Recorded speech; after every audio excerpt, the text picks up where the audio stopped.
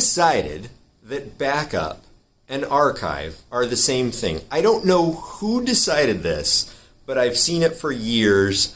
I'm guilty. I jumped on this bandwagon. We've made it like some meal deal at McDonald's or something. It's terrible because they're very different functions. So let me tell you two stories to help you understand the difference. Backup is your insurance plan.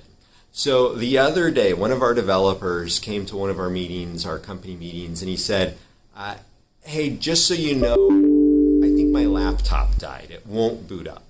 And we all kind of like, do you have a backup? And he's like, yeah, it backed up this morning at 7 a.m. It backs up to Onedrive, some cloud storage. And oh, thank God. So all we have to do is get him a new laptop. He goes to his backup, pulls that. He's up and running, no big deal.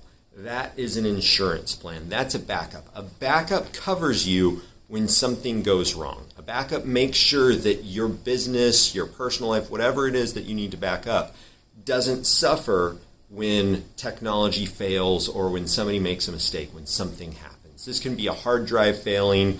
This can be a laptop failing. This could be somebody accidentally deleting stuff. There's lots of reasons, lots of things, an earthquake, a fire. Those are pretty rare.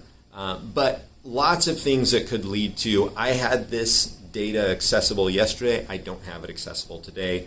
That's what a backup is for.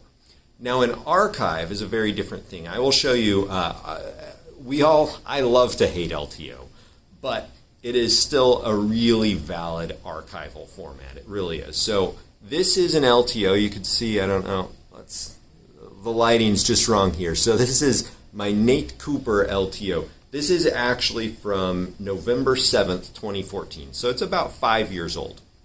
So what is on this LTO tape are my family photos. So years ago, I actually spent probably about 30 plus hours scanning every old photo from my family. Like, it was nuts. It was a horrible project.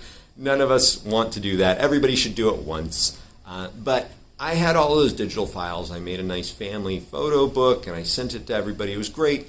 But then I took those files. I don't need to access those files. I don't need to browse them on my computer. I've got them printed out. I don't need them taking up space because I did them at really high resolutions. But of course, I need to keep those photos. There will be times when I do need to get back to those. That is exactly what you need an archive for. When you're done with a project, you're done with something, you say, I don't need to access this, maybe ever, maybe for years, I don't know, but I don't want to delete it. That's what archive is for. That's when you send something to archive and you let it sit on the shelf. And the beautiful thing, not that I really care to pitch LTO, like LTO is like I said, I love to hate LTO. There's upsides, there's downsides.